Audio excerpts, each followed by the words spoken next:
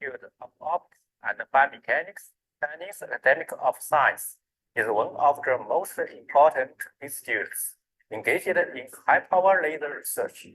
It has significantly influenced on the high-power laser science and engineering, both in China and the world. We hope that professionals in the high-power laser fields from all over the world can stay closely connected, sharing every new discovery and breakthrough. What kind of journal do we want to publish? Ultimately, it's a good idea to publish a journal that combines science and engineering, named High Power Laser and Science. In 2013, HPL established, becoming a window that connects the forces in the globe. At that time, there are two opinions regarding the journal focus. One advocated for broad research and the scope a larger audience, while other opinion is focused on specialist field. The scientists all over the world have a dream, recognition come true as soon as possible.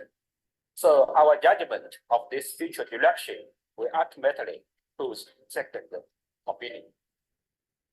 Supported by editor-in-chief, editorial board teams, and colleagues worldwide.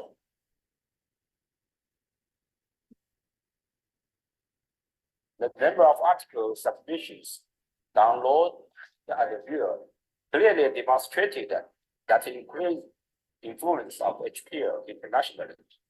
Thus, we have achieved our goal at the beginning of the publish.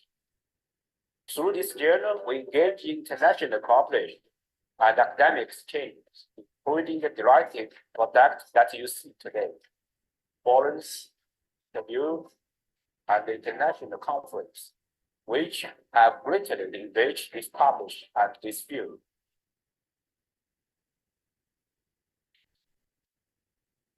Rather than say we are just linear journals, that's more accurate to say we create a new system.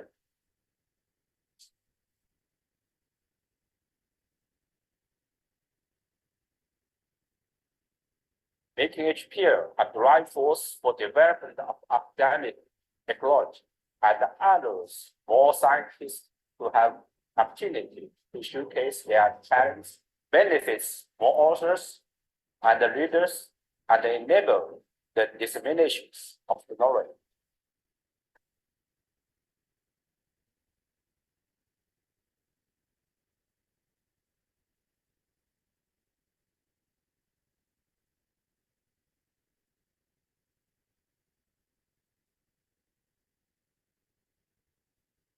Looking back at the past decade, many significant events have occurred in the field of this research area.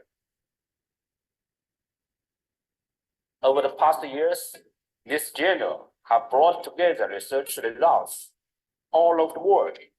We hope to generate more better ideas through these journals and gain valuable experience to promote the international development of this field.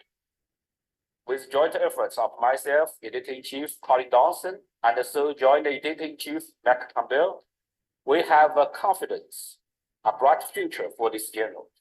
In a decade of development and breakthroughs in the field of high-power lasers, there had always been an important participant, which is our journal, High-Power Laser, Science and Engineering. The birth of the journal was not handed a golden key, but as we have progressed from keeping path to taking leader, our steps have become more relevant, and the path has widened. The light field has become brighter. However, this is not our destination. In the future of next 10, 20, or even 100 years, we dream greatly more time.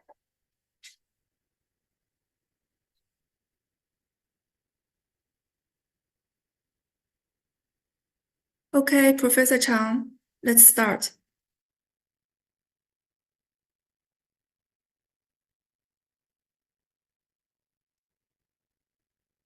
Okay, I would like to introduce our guest speaker today.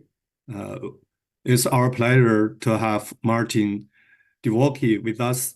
He graduated and obtained PhD from Czech Technical University in Prague. His PhD was done in collaboration with Institute of Physics of the Czech Academy of Sciences in the field of chirped pulse amplification for laser pulse. He managed dispersion systems for stretching and compression of ultra-short optical systems. Later, he joined HiLASE and became responsible for development of a new generation of dial-popped high-energy and high-power laser systems, which resulted in laser with highest average power for 1 joule pulse energy. Today, let's see. Martin will present his work on kilowatt-class high-energy frequency conversion to 95 joule at 10 Hz at 515 nanometer. Let's welcome the speaker.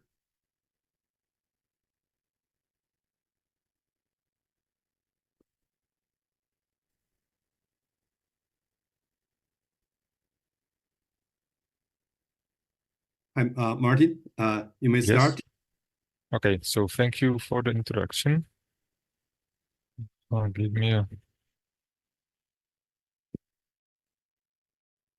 So can you see my screen? Yes, yes. Okay. Yeah, we can see it. So, good day, ladies and gentlemen, depending on the time zone.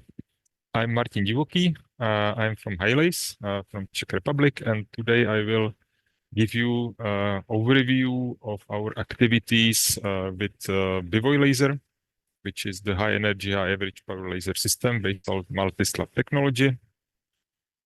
I will start with the overview of HiLASE, who we are. I will tell you something about the Bivoj laser. Then, as it's high power laser, it has some problems with polarization changes or thermally induced polarization changes. So I will talk about this as well. And later, I will introduce our results from conversion experiments to second and third harmonic, and also our recent result of developing Faraday isolator for kilowatt-class high aperture or large aperture system. And then at the end, I will quickly overview our open access program just to advertise what we can offer. HiLASE Center is part of Czech Institute of Physics, which is a part of Czech Academy of Sciences. We are located south of Prague in a village called Dolní Břežany. We have been established in 2011, and since then our growth was like linear. We increased in capacity up to almost 100 employees. And from 2016, we are running open access program. Our building consists of 2 levels.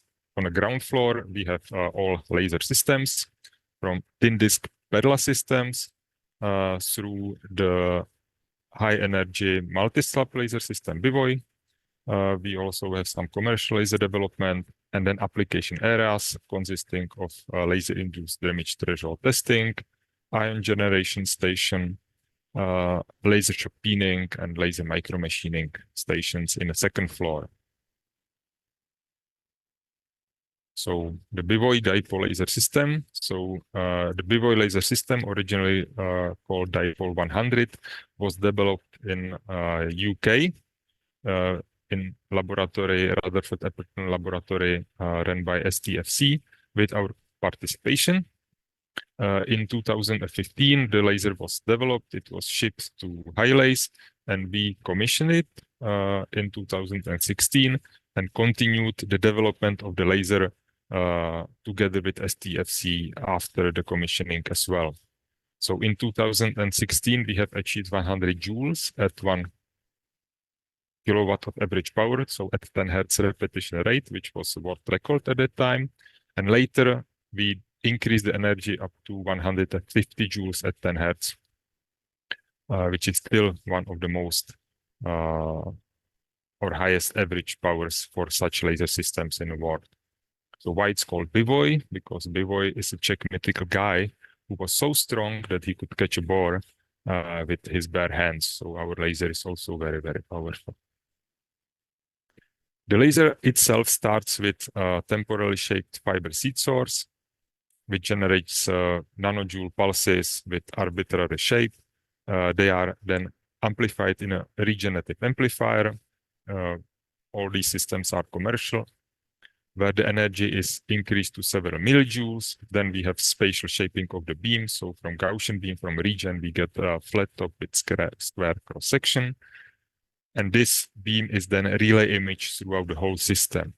The first relay image amplifier is a multipass amplifier from electronics, where the energy is increased to tens of millijoules. And then it's sent into the first power amplifier. These power amplifiers are cryogenically cooled by flow of helium gas. They are based on multi-step technology, so you see the slabs in the amplifier head here. It's pumped by dowel pump modules. The 10-joule amplifier is pumped via dichroic mirrors, so the pump radiation is reflected while the amplified light is going through the dichroic beam splitters. The size of the gain media is 45 millimeters in diameter. And in 7 passes, we are able to amplify this 40 millijoule up to 13 joule at 10 hertz.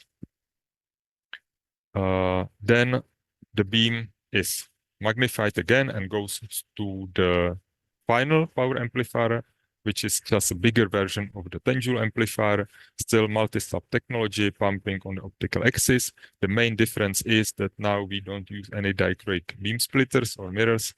The multiplexing is done purely geometrical, so pump lights is going on the optical axis, and off axis we extract energy. And then it's not back and forth pass amplification, but the beam is relay image through the relay image telescope around the laser, and it's injected from the other side, so it's circling around the laser.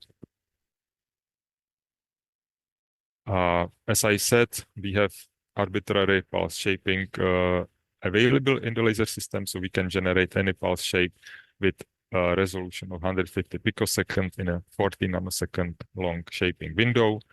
This is quite useful for the particle acceleration experiments and also for laser shock peening, where the very steep rise edge is important for creating compression stress in the metal that is processed by the laser shock peening. We also implemented the spatial light modulator to change the beam shape. Originally, we wanted to increase the beam quality of the laser system, so where we were successful. But later, because it's a programmable shaper, we decided that we can also change the beam shape to some other shapes, which will be created depending on the experiment needs. About the polarization. So sometimes it's called depolarization, but it's not loss of polarization, but it's changes of polarization due to thermally induced stress in the gain media, because the gain media has a chromium-yak absorber around it to suppress the amplified spontaneous emission during the pumping cycle, and this layer gets very hot. So it creates heat sources in the slab, and the material expands. And as it expands, it creates stresses, and these stresses create birefringence. Although the ytterbium-yak material is cubic and symmetric, the elasto-optic tensor is not. So the created birefringence creates changes in polarization, and if you propagate it through a polarizer, it manifests itself as a polarization losses. So when we first amplified, we knew that the polarization changes will be present in the system. So when we put the polarizer at output of the system, we were quite surprised how high these polarization losses are. So it was almost 50%. We had some wave plates in the beginning of the laser system to tweak the polarization. So we tried to do that, and we managed to decrease the losses to roughly 30%, which was still very bad. So we then spent some time developing the polarization measurement method where we can measure the polarization response of the Bivoj laser. And this method is based on polarimetric technique. It uses 2 wave plates in the beginning of the laser system, 2 wave plates after the laser system. Then we scan the polarization response of the system in between. If we have the response, we can calculate propagation of any polarization through the laser system. And numerically, we were optimizing which polarization experience the least polarization changes upon the propagation through the system. And then how we can compensate the polarization changes after it propagates through the system. And this was like numerically heavy, but we then found some optimum. The polarization that should be sent into the system, and then we compensated it into the linear polarization again after the system, and we decreased the losses to 3%, which was quite good. And you see how the beam looked like after the polarizer, after the compensation of the depolarization or polarization changes. So when we have purely polarized beam, we could also think about using polarization sensitive experiments like second and third harmonic. So we proceed. Then we created the setup for harmonic conversion. It's shown in a 3D model and in a sketch on the picture. The input laser beam coming from the laser system goes through 2 wave plates, which I introduced on the previous slide to compensate the polarization changes and optimize the input polarization onto the conversion crystals. The conversion crystals are LBO, first for second harmonic, second for third harmonic generation. Then we have a beam splitter, which partially reflects all wavelengths into the diagnostics. It's roughly 1% reflection, and the rest of the light is dumped in a beam dump. And the diagnostics measures the energy of the laser pulses and the beam profile. So when we had the polarization compensated beam output beam, we set it to the first LBO crystal. We used almost 120 joules at the output of the laser system, and we converted this energy to 95 joules at 10 Hertz with quite good conversion efficiency. But still there were some thermal effects. The heating and non-linear temperature distribution of the temperature in the LBO crystal, which decreased the efficiency from initial 80% to something like 75% at the end. You see that the thermal effects were quite severe. The temperature stabilized oven didn't manage to compensate the temperature increase in the crystal quickly. So it needed some time for stabilization. So after a few minutes, the temperature stabilized and the output was quite stable. So after the stabilization, we achieved 0.5% RMS and 2% peak-to-peak energy fluctuations. This result was published in the HiLASE. But later, we tried to improve the stability of the conversion. So the originally used oven was basically just cooled by the air. So there was no cooling element. It was just a resistive heater, which stabilized the temperature, and the crystal was open to the air environment. So there was some flow of the air, and it was not enough. So we changed the oven to thermoelectric cooler stabilized, so we could heat it and cool it at the same time. And this yielded much better stability. So basically from the beginning, there was a very stable conversion efficiency and conversion energy stability from the beginning with very nice beam profile. The clipped edge is just the diagnostics. Sorry for that. Later, we thought what we can do. We added one more crystal for the third harmonic generation, LBO as well.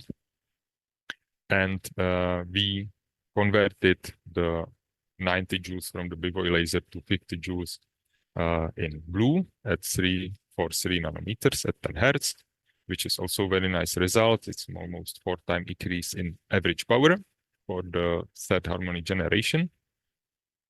But unfortunately, there was some thermal feedback between the third and second harmonic crystals. So it took very, very long time to stabilize the temperature of the crystals and also to stabilize the energy.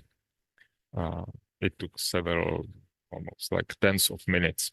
I will show you it on the next graph, but I will comment the beam profile. So at the beginning of the conversion, the beam looked very homogeneous and very nice, but eventually the first oven was this sealed oven with thermoelectric cooler, but the second oven was just the one that's open to the environment with just the heating, and the temperature homogeneity was not very good. So after the thermalization, you see that the conversion at the edges of the crystal dropped slightly due to the inhomogeneous temperature distribution. I mentioned the energy stability and the thermal feedback. So although the second harmonic oven, when used alone, it was very, very good. So it was very stable, the conversion. When we used it in combination with third harmonic oven, the feedback somehow changed the stability of the system. And after a few minutes, you see very rapid decrease in a third harmonic conversion efficiency. But that was not caused by the temperature of the third harmonic crystal or the angle of phase matching of a third harmonic. It was caused by a drop of the conversion efficiency in a second harmonic crystal. So we can recover the energy by tweaking the second harmonic crystal. If we did it several times in a row and let the temperature stabilize of the second harmonic oven, then also the conversion efficiency to third harmonic got much better. And after a few hours, we could achieve very stable conversion into the third harmonic, which is what we report. It was almost 50 joules at 10 Hertz. Our next work will basically look into the temperature stability of the conversion. So we plan to change the second oven and limit the feedback from the third harmonic to second harmonic, because we used single layer anti-reflection coating in a third harmonic crystal, which had very high reflectivity, around few percent, like 1 or 2% for blue and up to 6% for green. So there was some big feedback. Of course, sometimes we want to use the laser at a fundamental wavelength for experiments where we create plasma, and the reflection from plasma can be very dangerous for the laser if it's back reflected, if the light is back reflected to the laser. So we need some kind of Faraday isolator. When we commissioned the laser system, Faraday isolator for more than 50 millimeter beam and 1 kilowatt average power didn't exist. So we had decided that we will develop it ourselves. Our laser beam size was 75 by 75 millimeters. And we had choice to use either TGG ceramics or TB doped glass, but due to the absorption and heat conductivity, the TB doped glass was not selected. So we went for the ceramics. But the large TGG ceramics suffered from low extinction ratio. There were residual stresses from manufacturing process, and such Faraday isolator will not achieve very high extinction or isolation ratio. So we pursued some research of the laser-induced image threshold of coatings, which helped us to increase the energy of the Bivoj laser and also to decrease the size of the beam on the TGG medium. So we were able to operate with demagnified beam. And also we wanted to make the TGG elements as thin as possible. So we decided to use very strong magnetic field, almost 3.5 Tesla. And the demagnification of the beam allowed us to use also alternative vendor. So not only TGG ceramics, but also TGG crystals, because with this aperture, we were able to get also the TGG crystals.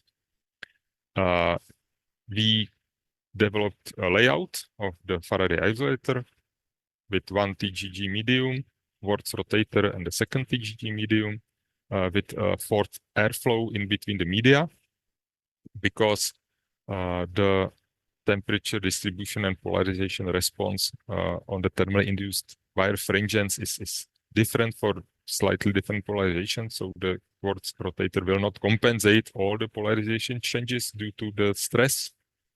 So some cooling is necessary. So we optimize not only the geometry, but also the cooling numerically. And we selected some case with modest cooling and very nice homogeneity of the isolation.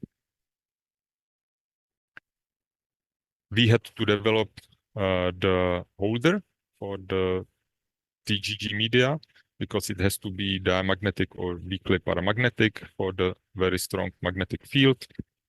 It has to allow you the forced airflow cooling of the slabs, and it needs to be properly aligned within the bore of the magnet. So the magnetic field is homogeneous. So we see the big magnet from cryogenics, the bore in the magnet where the holder is inserted, and the blue tubes, they bring in and out the forced airflow. So we assembled the experiment. We put the TGG crystals in because in our offline diagnostics, we found that they are more homogeneous than the ceramics, and we wanted the first result to be really good, and it was. So at 1 kilowatt of average power, we achieved isolation ratio of more than 30 dBs in 1 hour run with no degradation. And that was very close to the numerical calculations we predicted, where we predicted 32 dB. So we were very happy with this result. But we were also very curious, like if the ceramics can do the same or better. So we repeated the experiment by replacing the TGG crystals with TGG ceramics. We set the same conditions, so 1 kilowatt of average power, the same airflow, and we achieved almost the same isolation ratio, 29 dBs for 1 hour round. You see that after a few minutes, it stabilized itself, and then, yeah, it was quite good. So I'm nearing the end of my talk, so I will tell you something about the open access program. So I didn't mention the parameters of the lasers, except for Bivoj. So we offer the Bivoj commercially, also the second and third harmonic conversion. You can either apply directly for the beam time, or you can apply through some calls which are financed by the Laser Lab Europe, or following programs like RIANA, Remade, or Lasers for EU, where you can apply for the beam time for free. We also offer the thin disk Perla systems beam time at our facility from higher energy Perla B system, which offers 10 millijoule in 1 picosecond pulse, and also second harmonic conversion, or Perla C, which is lower energy but much higher repetition rates, 100 kilohertz beamline with something like 1 picosecond laser pulse with the fundamental second harmonic, fourth and fifth harmonic wavelengths. And also we have femtosecond commercial laser with 270 femtoseconds available for the experiments.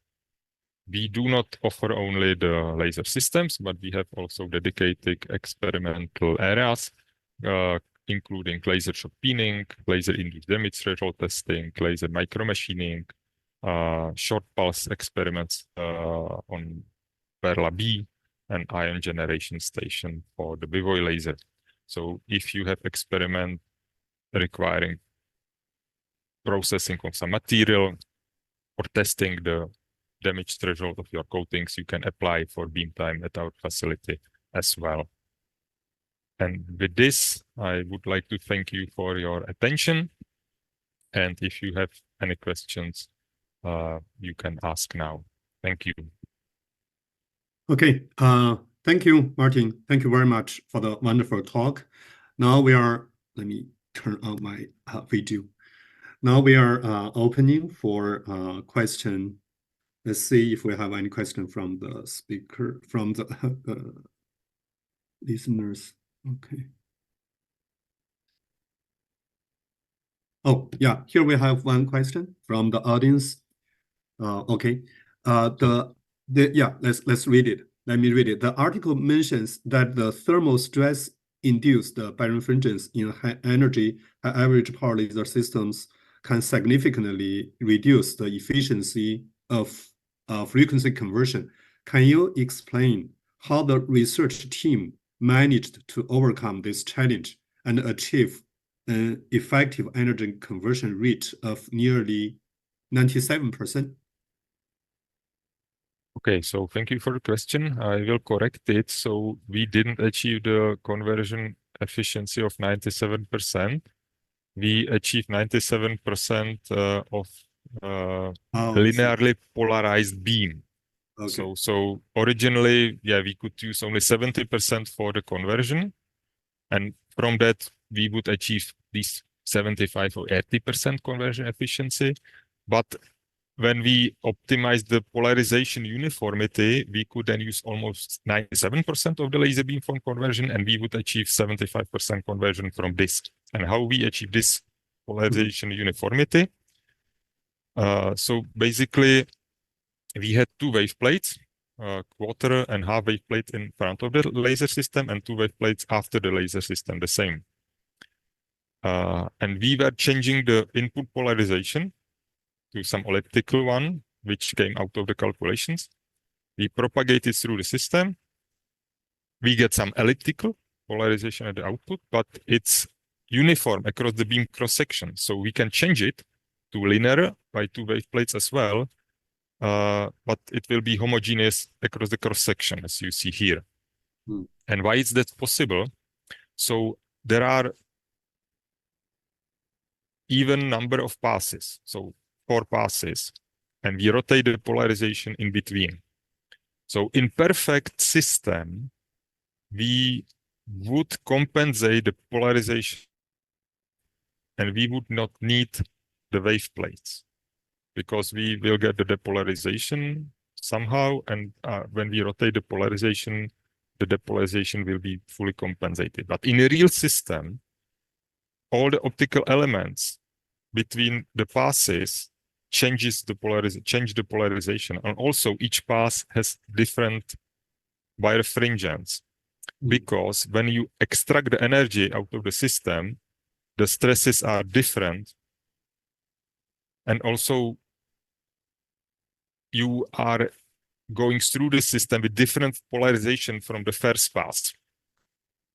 So the polarization changes are like not linear, so they are not additive.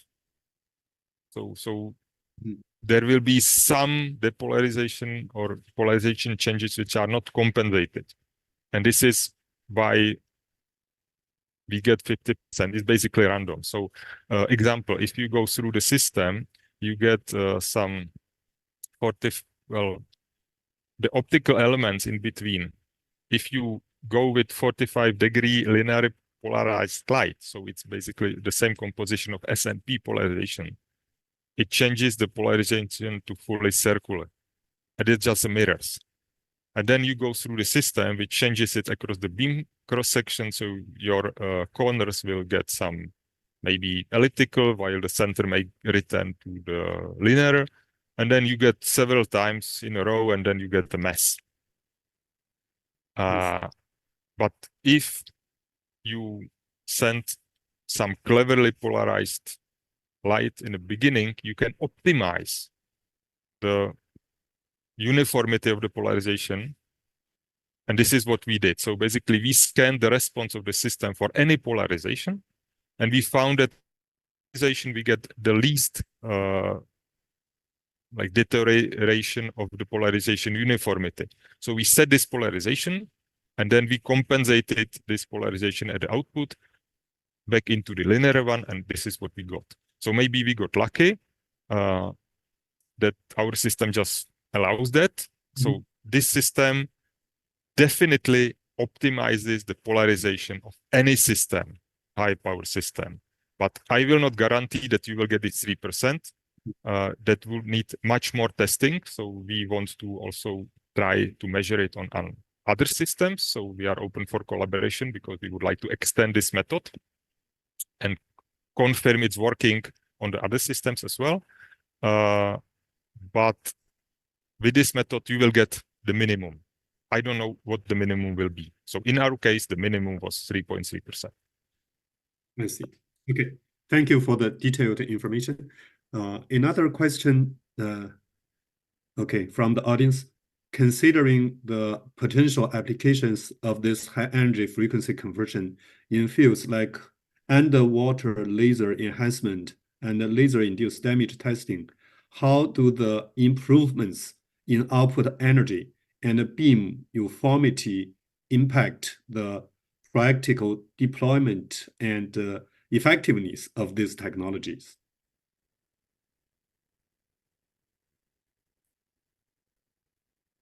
So for the underwater laser enhancement by laser shock peening, it's probably not useful. Well, not because usually laser shock peening incidence is perpendicular or very close to it, so the polarization doesn't matter. For the laser-induced damage threshold testing, yes, it does, because usually there's different reflectivity for SNP polarizations for 45 degrees mirrors. And if you have one part of the beam in S and one part of the beam in P or some elliptical, you can get different results. So for that, we could get much more confident results of the laser-induced damage threshold testing for S and P. Okay. Okay. Next question. This is a question regarding to the Faraday isolator. So does a kilowatt level Faraday isolator for lasers mean that the isolator can handle kilowatt level forward light, or that it can isolate kilowatt level backward light? I think it's the same, right? Same thing. Well, not really, because so in our case it's both. Because how we tested it, so we basically propagated 1 kilowatt forward, and then we reflected it back to the isolator. And only few millijoules, like 1 watt or few hundred milliwatts, came through the Faraday into the measurement sensor. So basically you shine in both directions with 1 kilowatt light, yes. Right? Yes. Okay, both forward and backward. I see. Okay, so I think there's another question related with this isolator. So the audience is asking, what are the main reasons for limiting the power carried by Faraday isolators? So it's the thermally induced birefringence, because the TGG crystal or ceramics is again very symmetrical. So as I said here, but once you create stresses in it, the elasto-optic tensor will become asymmetrical. It will create birefringence. And if you have birefringence in between the crystals, you will change your polarization, and then it will stop isolating, because the whole Faraday isolator depends on the pure polarization uniformity across the whole beam. If the polarization changes in the Faraday, it stops working and the isolation ratio will drop. So when we asked the manufacturers in the beginning, what will be their isolation ratio for 1 kilowatt beam? Well, they said, well, 10 dB less. No one knew. So it's the polarization uniformity that's limiting the usefulness of the Faraday isolator for the high average power laser systems. So you can increase it by either cooling or by some polarization compensation, but it works only to some extent. So your current isolator can handle 1 kilowatt average power with 30 dB isolation ratio. Did you test, how much power you can further increase for this device? Can it handle like a 2 kilowatt or 3 kilowatt? That's a good question, but we don't have a beam that's that powerful. Okay. Yeah. But we can predict, because there was very good agreement between the experimental result and our simulation. So the simulation is quite good. So we can probably make some estimates of how the Faraday isolator will work at different power levels, but we cannot test it. Okay. Interesting. By the way, do you have a kilowatt or even multiple kilowatt average power fiber laser system in your facility? No? Okay. Okay. I think because I'm working on high power fiber laser, so it's quite relatively easier to generate more than 1 kilowatt average power. So, but in our system, normally we don't have any isolator for it. So it will be interesting to test isolator fiber laser system working also at 1 micron. Okay. I see. So if I can comment on this, so for fiber lasers and CW, the damage threshold is not so critical. So the beam diameter is usually much smaller, and it's much easier to compensate birefringence for smaller beams. So for CW fiber lasers, you will not need such a beast. It can be much smaller, much cheaper. For the isolator is quite unique because it's large aperture. I see. Actually, I'm working on 5-second ultra-fast fiber lasers. We are doing beam combining to generate a kilowatt system. Like the Jena group, I see. in Germany, right? They developed like 10 kilowatt beam fiber laser system emitting 5-second one. Right? Yeah. But they never demonstrate. I think they never put a isolator in it, or maybe they don't have a proper isolator to work in such a high average power, like more than 10 kilowatt. Yeah, because for femtosecond lasers, the B integral will become an issue because there is quite a lot of material in the past. So. That's right. But in principle, we can put it before the compressor. It's a CPA system, right? Okay. Okay. Let me see. Oh, another question. When you talk about the third harmonic generation, so basically you first generate the second harmonic generation, then you do the sum frequency generation to generate the third harmonic. So what's the crystal there to generate the third harmonic generation? Still LBO? Yes, both crystals are LBO. LBO. Oh, okay. Let me see. Okay, we have a new question from the audience. It's asking, what's about KTF crystals? They would be good, but they don't have the aperture. I see. So the aperture of the crystals is 60 by 60 millimeters. Yeah, that's pretty large. Okay. Let's see if we have further questions.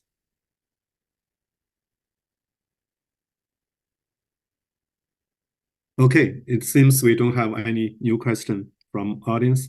Okay, Martin, thank you very much for your wonderful talk. We learned a lot. Okay. Okay, thank you very much for the kind introduction. It was a pleasure to present online.